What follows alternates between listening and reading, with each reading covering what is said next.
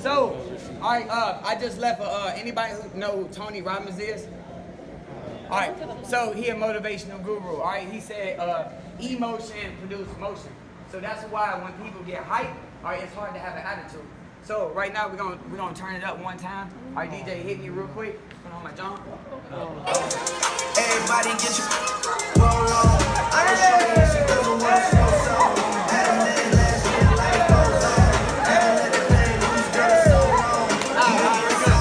Like to lay low. I've been peeping what you bringing to the table. Working hard, girl, everything paid. I think, man, I just gotta get in my mode. You know what I'm saying?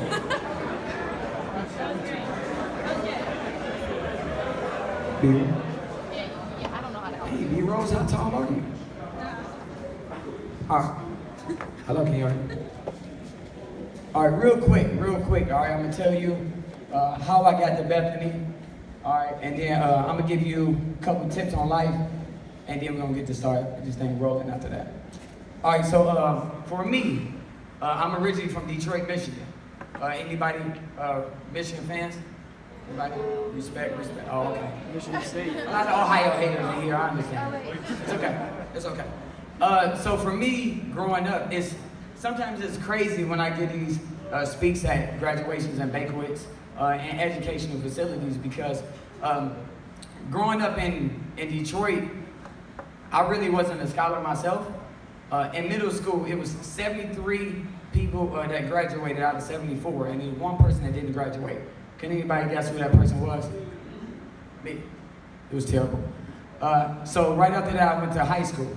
All right, surrounded by a lot of good friends of mine. So in high school, I probably had a 1.8 GPA, which was in Detroit, it was just good enough to play sports. So that's all I wanted to do.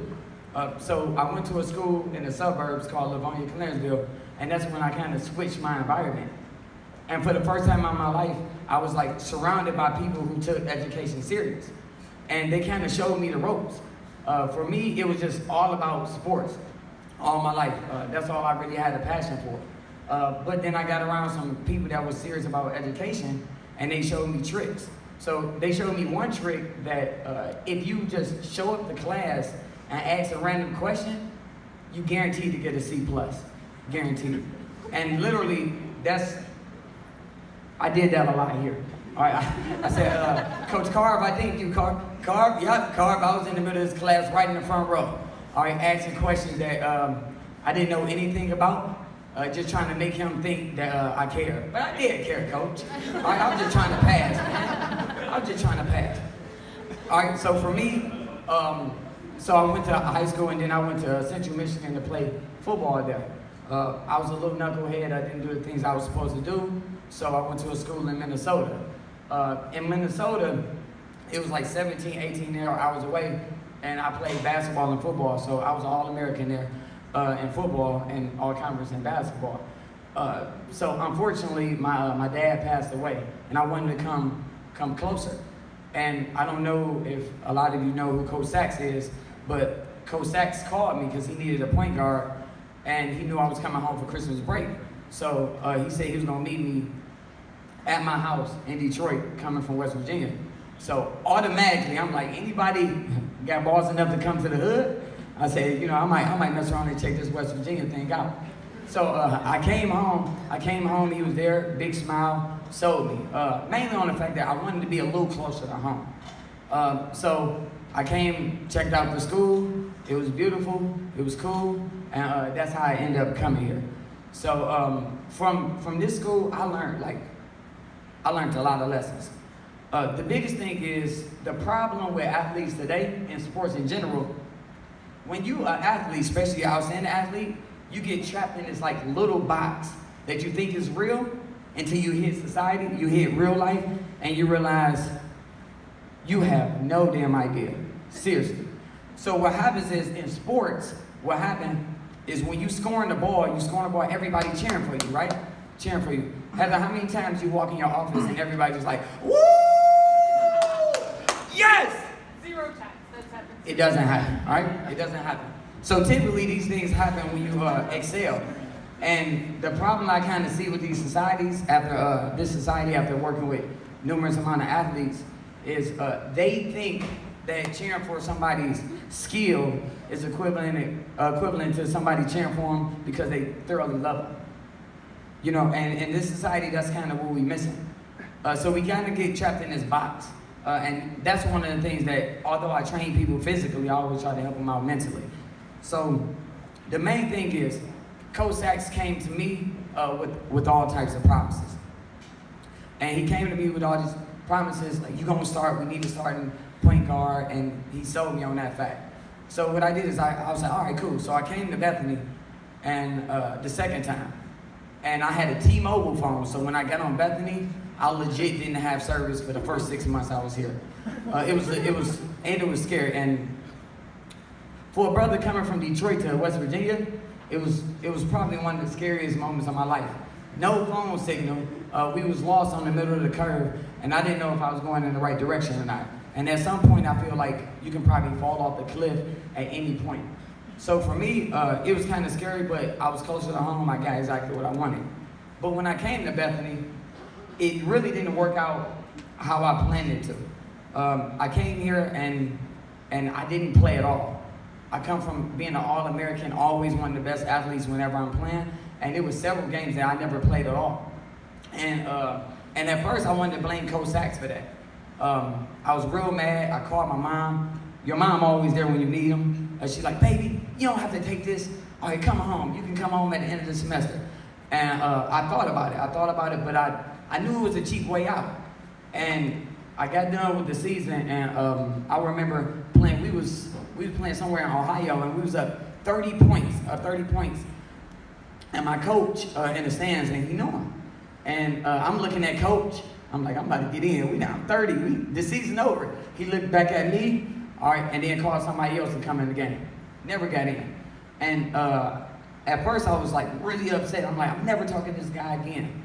And then it really hit me. Probably one of the biggest lessons I learned. That's why for Coach Sachs, I think he's probably one of my favorite coaches unintentionally, is because at that moment I realized that he was in control of my playing time.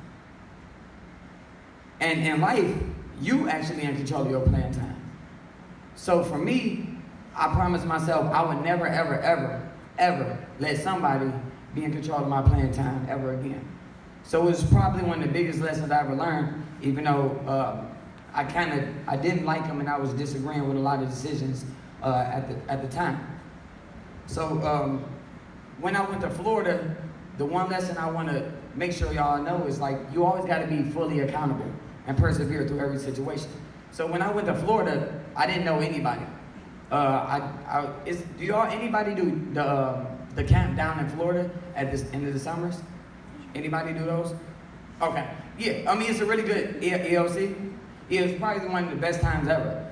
So I went down there and I noticed, I was like, a lot of people, I went down there and I was like, in Detroit, I was surrounded by people that can barely afford, like, gas money. You get a ride, somebody asks you for $5. Now I'm in a city where, like, they're on boats. And they said, all right, we only got one rule, you can eat as much as you want. And that's something that I wasn't accustomed to. So I was like, well, I don't know how to get that type of wealth, or so I want to hang around those people. I want to know what they know. So I made the decision not to come back to Detroit. So for me, I started off in Orlando, and I was selling Bare Essential products. I was selling makeup. Anybody know what Bare Essential? All right, you know. All right, I was on the streets. So I was the person coming, like, if you was in Walmart parking lot, I was coming up to you and trying to sell you makeup. Didn't know what the heck I was doing, but I knew I had a heck of a personality, so I can get 5 minutes of your time, 5 seconds of your time. So I was doing that for a while, and then I remember it was a point where I had $22 in my bank account, and I didn't know really what to do. I got some family down in a different part of Florida. They called me and said, hey, Ray, we want you to come down for your birthday weekend. I said, cool. I really needed it. So I went back, and it was an opportunity for an athletic director position at the community center. So I just knew that I couldn't go back to Orlando, like I wouldn't be able to survive. So I walked in the community center and I told the lady, I said, look, I don't know you, you don't know me, but all I need you to do is me one favor, all right? Just give me the interview. I guarantee I get the job. And I bring you donuts every day, pop, whatever you need every single day. So she got me the interview, and I was able to get the job. So, which was cool. I really didn't have another choice. But the lesson I learned out of that is probably a year and a half later, we had a new executive director. So she came in, I'm doing my thing, I probably had 4 raises. She came in and she said, yo Ray, we need to talk. I said, all right, cool, what's up? She said, come to my office. I went in there and she told me that she said, you know what? You got too big of an ego. She said, you're not coachable. And when I tell you something, you better listen. And I said, wow, coming from a person that I've been the captain in every sport I ever played. And at that point, I know my days was limited. So one day I came in and she told me I would no longer be working here. Not only that, she banned me from the community center for 6 months. So I said, all right, cool. Next thing I want to do is be a trainer. I want to be a trainer. I like working with people. So what I did is every day I went to the gym at 5 in the morning. I didn't have a job, so I could have probably got up at 9 or 10 and went whenever. I went at 5 in the morning because I knew trainers get up at 5 in the morning. So in order for me to do that, I had to already put myself as one of the elite trainers around. So I did that every day for a month. In the meantime, I was cleaning up stuff out of people's houses, and I was sleeping in my car at the time. I could have went back to my family house, but I decided I didn't want to. I wanted to go through the situation alone. So sleeping in my car, trying to just figure out life. So crazy enough, I get a call in like a month about an opportunity at the gym. So I went in, suit and tie, rocked it, and I was there for like two and a half years. In that 2.5 years, I probably was only paid probably once a month, and the guy never really paid me. And as unfair as it was, I'm like, hey, are we getting paid today? No. So like it was throwing me back, and I was lost again. So what I did was I said, all right, cool. Well, what I'm gonna do is I'm gonna learn. I'm gonna deal with people. I'm gonna learn from this situation. Obviously, I thought it was my fault. His fault. But after that situation, I just decided to quit, and then I went to another gym. And when I got to the other gym, so many people followed me that in the span of probably 1 month, I probably made in 1 month more than I had in probably a year at the other place. You know, so when I think about it in retrospect, I'm like really, really glad that he treated me wrong, because I think the worst thing that could have happened was he actually treated me right. Full accountability. All right, and one of the last things I wanted to say was these days we don't have patience. You know, we don't have patience. When you turn on the internet and it's 3 seconds in, people start to freak out. You know, so I'm really impatient. Heather can tell you because I was blowing her up, and she said, "Have patience, young grasshopper." And like I'm an emotional guy too, so I was like mad. So, but I think that's the right thing to say.